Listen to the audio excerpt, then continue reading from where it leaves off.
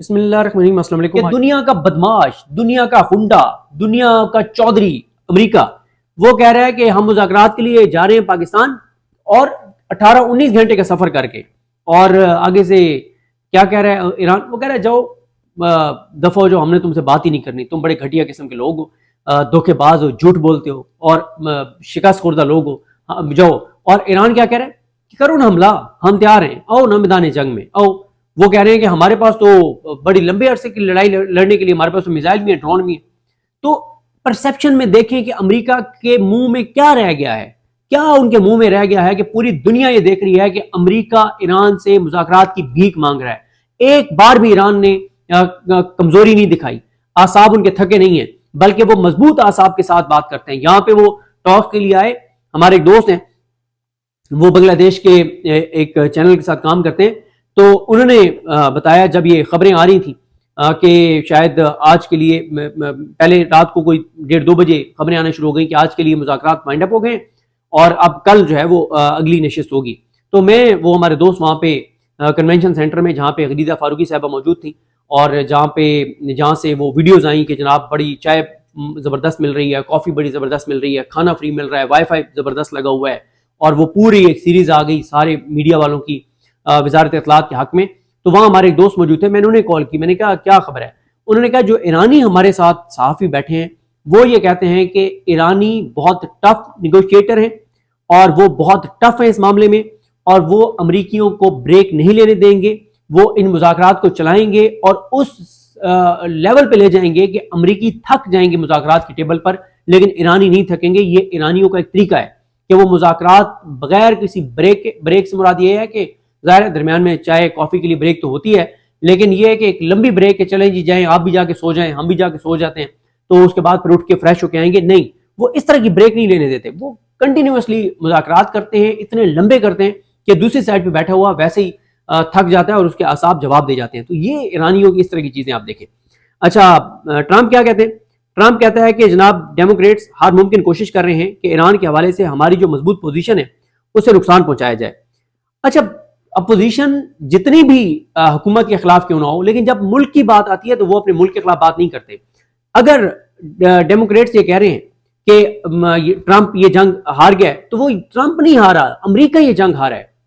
تو آپ پاکستان کے اندر دیکھ لیں، جب بھارت کے ساتھ جنگ تھی تو پی ٹی آئی کے ساتھ کون سا ظلم ہے جو نہیں ہوا، کون سے جبر بربریت فسطائیت ہے جو نہیں ہوئی، کس طرح سے 26 نومبر کو کیا ہوا، ہزاروں لوگوں کے گھروں میں چادر چاردیواری کا تقدس پامال ہوئے، گرفتاریاں ہوئیں، ہزاروں لوگوں پر ایف آئی آر ہوئیں، عمران خان جیل میں تھے، بشرا بی بی جیل میں تھیں، عمران خان کا بھانجا جیل میں تھا، سینکڑوں بے گناہ لوگ جیلوں میں تھے۔ اس کے باوجود پی ٹی آئی نے کیا کیا؟ پی ٹی آئی نے کہا کہ ہم اپنی فورسز کے پیچھے کھڑے ہیں، کیونکہ بات پاکستان کی تھی۔ تو ڈیموکریٹس اگر یہ کہہ رہے ہیں کہ ٹرمپ یہ جنگ ہار گیا ہے، تو وہ یہ نہیں کہہ رہے ٹرمپ یہ جنگ ہار گیا، امریکہ یہ جنگ ہارا ہے۔ اچھا، اس کے امریکہ کی فوج یہ جنگ ہاری ہے، اور اس میں کوئی شک بھی نہیں ہے۔ ٹرمپ کہتے ہیں کہ ڈیموکریٹس ہر ممکن کوشش کر رہے ہیں کہ ایران کے حوالے سے ہماری جو مضبوط پوزیشن ہے اسے نقصان پہنچایا جائے۔ پہلی جنگ عظیم 4 سال 3 ماہ اور 14 دن جاری رہی، دوسری جنگ عظیم 6 سال اور 1 دن چلی، کورین جنگ 3 سال 1 ماہ اور 2 دن، ویتنام جنگ 19 سال 5 ماہ 29 دن، عراق جنگ 8 سال 8 ماہ 28 دن تک جاری رہی۔ اس کے باوجود وہ کہتے ہیں کہ میں نے ایران کو 6 ہفتوں میں شکست دینے کا وعدہ کیا تھا۔ حقیقت میں فوجی نقطہ نظر سے یہ اس سے کہیں زیادہ تیز تھا، لیکن میں امریکہ کو ایسے معاہدے کی طرف جلد بازی میں نہیں لے جاؤں گا جو بہترین نہ ہو۔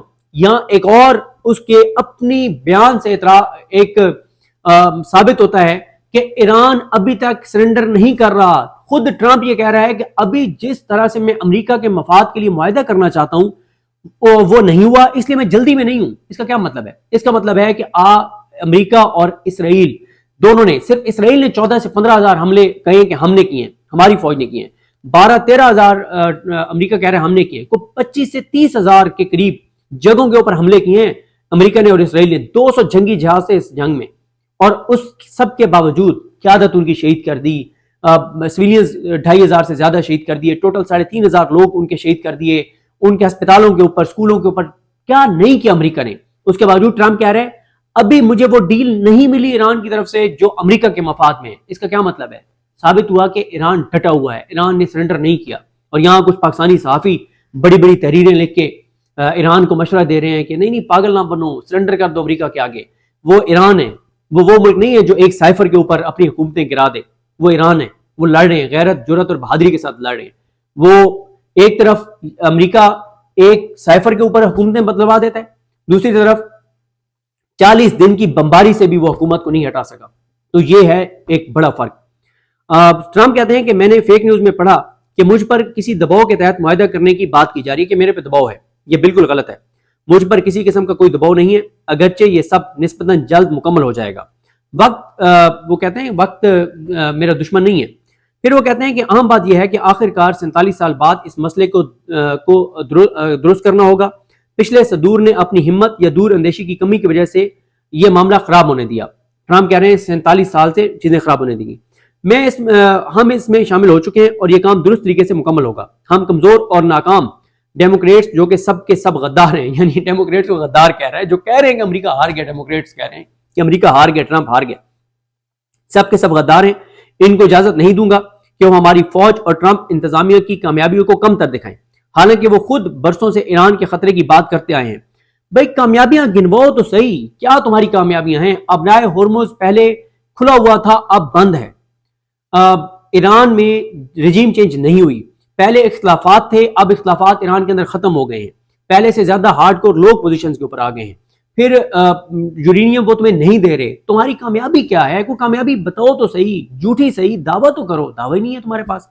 پھر ٹرمپ کہتا ہے کہ یہ سب کچھ بالکل درست طریقے سے انجام دیا جا رہا ہے وینیزویلا کی طرح. بس اس سے بڑا اور زیادہ پیچیدہ, گو کہ یہ وینیزویلا سے زیادہ پیچیدہ جو ہے وہ آپریشن ہے. نتیجہ لیکن وہی ہوگا. اپنے پہلے دور حکومت میں نے ہماری تاریخ کی سب سے عظیم فوج بنائی, جس میں اسپیس فورس کا اضافہ بھی شامل ہے. اپنے دوسرے دور میں اسی فوج کو سمجھداری اور احتیاط کے ساتھ ان مسائل کو حل کرنے کے لیے استعمال کر رہا ہوں جو ہم سے پہلے کم سمجھ اور کم صلاحیت رکھنے والوں نے چھوڑے تھے. امریکہ کو دوبارہ عظیم بنائیں گے. ٹرمپ نے بھی ایک طرح سے نعرہ لگا دیا ہے کہ جی امریکہ زندہ باد. اچھا, آگے ٹرمپ نے لکھا ہے کہ ایران کے ساتھ جو معاہدہ ہم کر رہے ہیں وہ اس معاہدے سے بہتر ہوگا جو اوباما نے کیا تھا, جسے ایران نیوکلیئر ڈیل کہا جاتا ہے. ہماری قومی سلامتی کے حوالے سے کیے گئے بدترین معاہدوں میں سے ایک تھا. یعنی جو بائیڈن نے کیا تھا ایران کے ساتھ معاہدہ, وہ ہماری قومی سلامتی کے لیے حوالے سے بدترین معاہدوں میں سے ایک تھا. یہ دراصل ایٹمی ہتھیار حاصل کرنے کی ایک یقینی راہ تھی. جو وہ کہہ رہے ہیں اوباما نے معاہدہ کیا تھا وہ ایران کی جانب سے ایٹمی ہتھیار بنانے کی ایک یقینی راہ تھی, جو کہ ہمارے موجودہ معاہدے کے تحت نہ ہوگا نہ ہو سکتا ہے. انہوں نے, یعنی وہ کہہ رہے ہیں کہ اوباما نے حقیقت میں 1.7 ارب ڈالر نقد گرین کیش ایک بوئنگ 757 میں بھر کر ایران بھیجے تاکہ ایرانی قیادت اسے اپنی مرضی کے مطابق خرچ کرے. اس کے لیے واشنگٹن ڈی سی, ورجینیا اور میری لینڈ کے بینکوں سے سارے نقد جو ہے وہ پیسے جو ہیں وہ نکالے گئے. بینکاروں نے کہا کہ انہوں نے پہلے کبھی ایسا منظر نہیں دیکھا. اس کے علاوہ ایران کو سینکڑوں ارب ڈالر بھی ادا کیے گئے.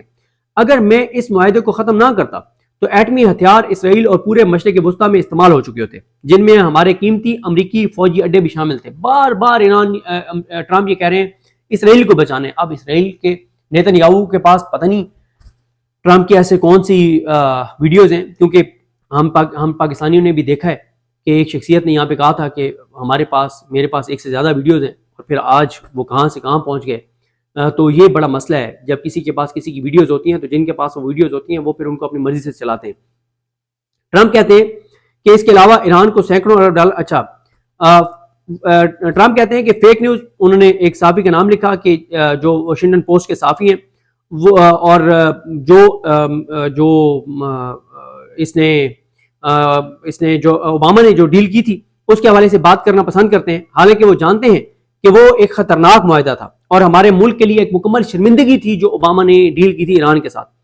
اور اب وہ کہتے ہیں کہ اگر ٹرمپ خود کہہ رہے ہیں کہ اگر ٹرمپ کے تحت کوئی معاہدہ ہوتا ہے تو وہ صرف اسرائیل اور مشرق وسطیٰ ہی نہیں بلکہ یورپ, امریکہ اور پوری دنیا کے لیے امن, تحفظ اور سلامتی کی ضمانت ہوگا. یہ ایسا معاہدہ ہوگا جس پر پوری دنیا فخر کرے گی. اس کے برعکس ان برسوں کے جن میں ہمیں نااہل اور بزدل قیادت کی وجہ سے شرمندگی اور ذلت برداشت کرنا پڑی. ٹرمپ بار بار یہ دعویٰ کر رہے ہیں کہ جو ہے وہ ہم کامیابی کی طرف بڑھ رہے ہیں. تو بہرحال جی اس وقت تک جو ہے وہ ایران نے ابھی تک یہ نہیں کہا کہ وہ آ رہے ہیں. ذرائع سے پاکستان یہ خبریں جاری کر رہا ہے کہ ہماری بات ہو گئی ہے اور ایران آ رہا ہے. ایران نے ابھی تک ایسا اعلان نہیں کیا. پوری دنیا کا میڈیا یہ دیکھ رہا ہے, پوری دنیا یہ دیکھ رہی ہے کہ امریکہ ایران سے مذاکرات کی بھیک مانگ رہا ہے, امریکہ پاکستان کی طرف آ رہا ہے. ایران نے کہا ہے کہ جاؤ اپنا کام کرو, ہم نہیں آ رہے. آ جائے گا, لیکن اس وقت تک تو ایران کا پلڑا بھاری ہے, چاہے وہ بیانیے کی جنگ ہو, چاہے وہ گراؤنڈ کی بات ہو, چاہے وہ حقائق ہوں, ہر حوالے سے ایران فاتح ہے. اور اس سے بڑی ایران کی فتح کیا ہو سکتی ہے کہ امریکی میڈیا بھی کہہ رہا ہے کہ امریکہ ہار گیا ہے, ٹرمپ ہار گیا ہے. جو بھی آگے اپڈیٹس ہوں گی آپ کے ساتھ شیئر کریں گے. مجھے اپنے دعا میں یاد رکھیں. اللہ کریم ہم سب کا حامی ناصر ہو. اللہ حافظ.